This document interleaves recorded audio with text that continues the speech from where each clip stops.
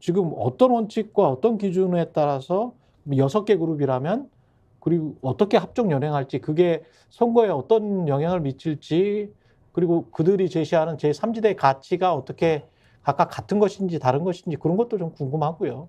예. 근데 오히려 지금 이제 이 뭐라고 얘기해야 될까요? 지금 제3지대를 하겠다는 이 분들이 이렇게 나와버리면 오히려 뭐 원칙이라든지 가치라든지 노선이라든지 이런 거는 그런 거 말하면 안 돼요? 언제든지 제가 볼 때는 언제든지 예. 포기하거나 굽힐 준비는 각자가 다 돼 있다. 어느 정도는.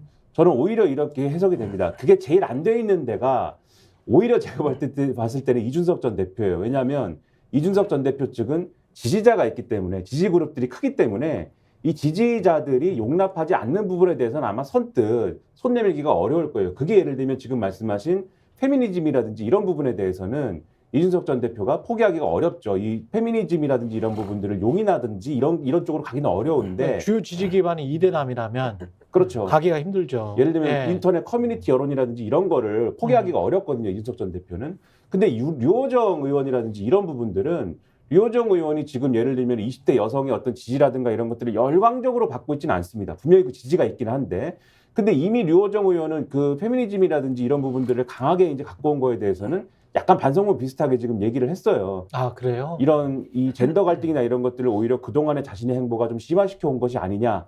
이런 부분들을 얘기를 했고 앞으로는 다른 방식으로 이거를 관찰할 수도 있다. 이렇게 얘기를 했기 때문에 요거 일부 포기할 수도 있다는 전제를 이제 놓고 얘기를 하는 거지 않습니까? 그래서 이런 부분들은 제가 볼 때는 양보라고 표현해야 될까요? 그런 부분들도 가능하다는 것으로 이해할 수가 있고 그러면 요 두 사람이 일단 그렇다고 하면은 나머지 분들의 경우에 이낙연 전 대표랄지 지금 이제 민주당에서 나온 세 분의 현역 의원이랄지 이런 분들은 사실 냉정하게 얘기해서 어떤 경우에도 내가 포기할 수 없는 노선, 가치 뭐 이런 것들을 가지고 있느냐 지금 상황에서 그렇지는 않지 않습니까? 양당의 지금 어떤 노선과 가치에 대해서 특별하게 지금 반대하지도 않는 상황에서는 그렇기 때문에 이 무슨 뭐 어떤 빅텐트라든지 통합 관련된 논의를 할 때 제가 볼 때는 여기서는 최소한 그게 어떤 문제가 될 것 같지 않고 오히려 지금 제가 볼 때 문제가 되는 거는 계산이다. 각자의 계산이다. 이해관계라든가 어떤 앞으로의 자신들이 그리는 어떤 청사진이랄지 이런 게 문제가 되는 건데 가령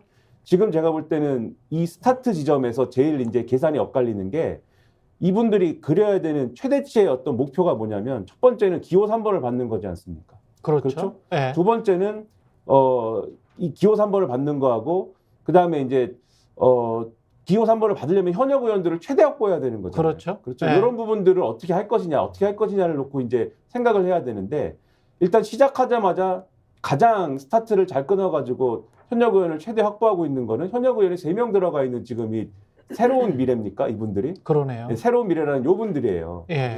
미래대연합입니다. 미래대연합. 네, 이름도 예. 다 이낙연 전 대표는 네. 지금 새로운 미래라고 하고 요 세 분들은 미래대연합이라고 하고 이 미래대연합 요 분들이 3명을 확보하고 있어서 스타트가 좋은데 요 분들이 근데 스타트가 좋은 대신에 어떤 대중적인 지지의 어떤 그릇이 크거나 뭐 앞으로 확장성이 기대되거나 그렇지는 또 않잖아요. 예. 그러니까 사실 이낙연 전 대표가 여기에 끼게 되면 이낙연 전 대표 세력으로 갇힐 수가 있기 때문에 이낙연 전 대표는 약간 밀어낸 형국인 겁니다, 지금. 그래서 이낙연 전 대표가 따로 하는 건데 예. 이낙연 전 대표 입장에서는 지금 현역 의원은 확보하지 않은 상황이기 때문에 자기 밑으로 모이는 그림이 아니면 또 같이 자기 밑으로 모이는 그림이어야 하는데 그렇게 요구하면은 남들이 받아들이지를 않는 거예요. 그래서 이게 같이 할 수가 없는 것이고 그다음에 나머지 그룹들도 마찬가지. 이준석 신당의 경우에는 지금 섣불리 같이 해봐야 하는 것보다는 조금 더 시간을 두고 기다리는 게 좋은 게 국민의힘에서 공천 못 받은 사람이 2월 달 되고 이러면 나올 수도 있는데 또 나와요? 그렇죠. 그러면 현역 의원들을 확보할 수도 있는 거 아니겠습니까? 그렇겠습니다. 좀 기다려보면. 그렇죠. 그럼 정의당이 지금 예를 들면은 5명, 6명 만약에 이렇다고 할 때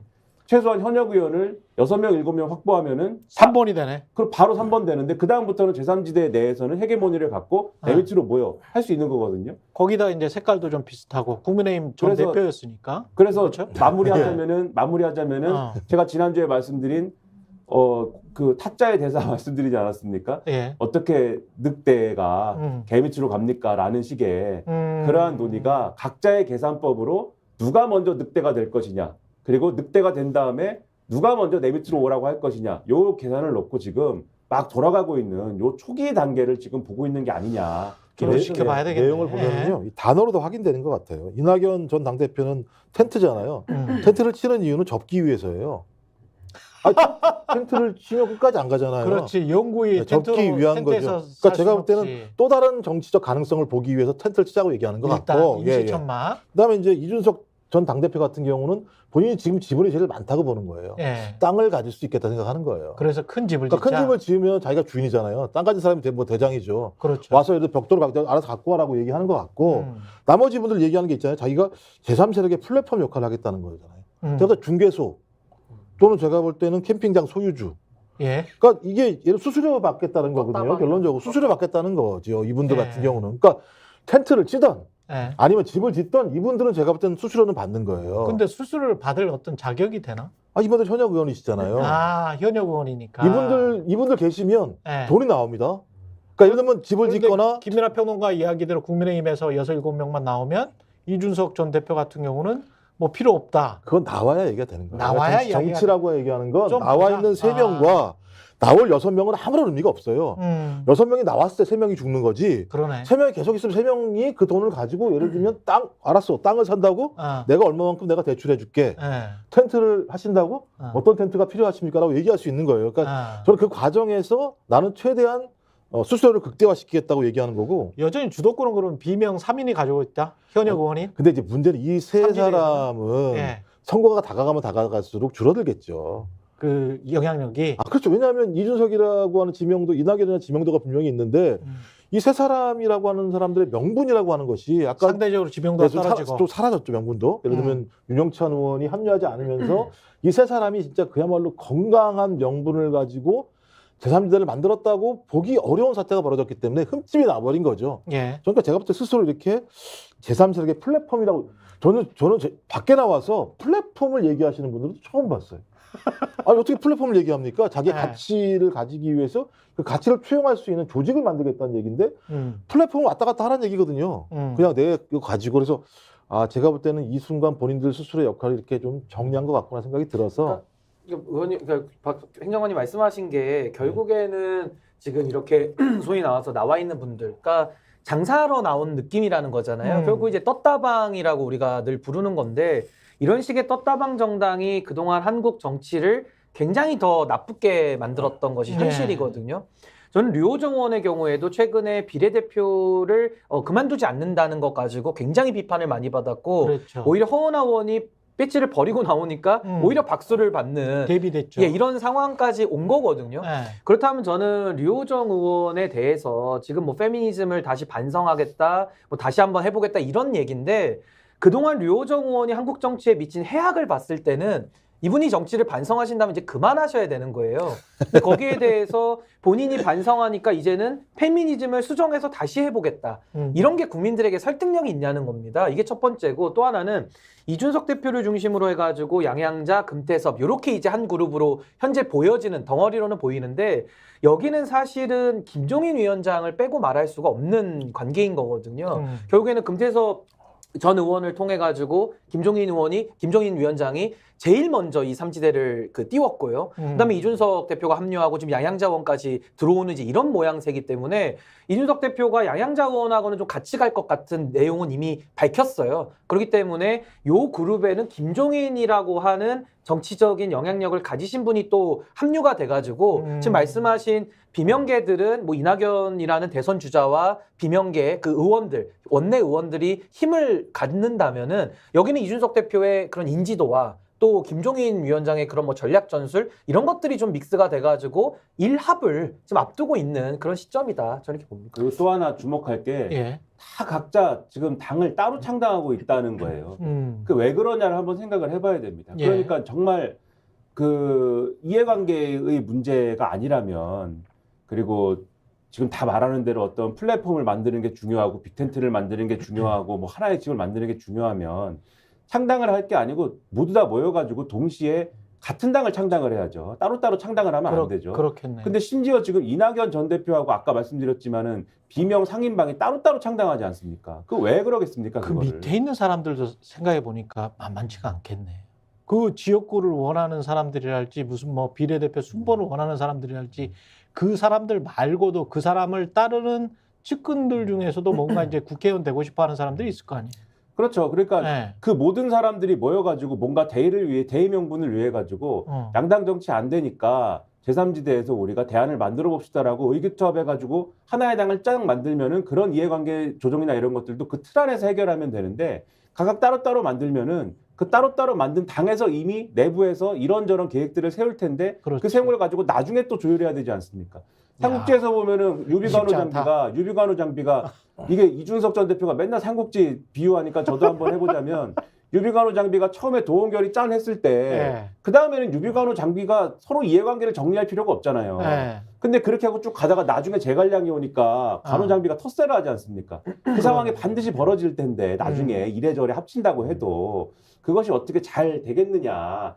그러니까 그런 것을 전제를 해봐도 지금 역으로 생각해 보면 지금 따로따로 창당하는 그 속내가 뭐겠느냐. 다들 앞으로 뭔가를 주고받아야 되고 조율을 해야 되고 이런 것들을 예정을 하고 있는 거예요. 그리고 그 관계 속에서 지금 창당하는 게 지금 빨리 시동 거는 게 지금 이렇게 조직을 만들어 놓는 게 뭔가 이쪽에 유리하다라는 전제들을 각자의 계산대로 깔고 가는 거다. 이렇게 이해를 해야 된다는 거죠. 그러니까 저는 이게 이제 정치는 비즈니스가 아니거든요. 정치는 정치이기 때문에 결국에는 이념과 철학, 그렇지. 가치와 비전, 그리고 네. 공약과 정책 이걸 가지고서 이제 연대를 하거나 합당을 하거나 하는 건데 결국 김민하 평론가님 말씀대로 이렇게 당을 다 만들고 출발하면요.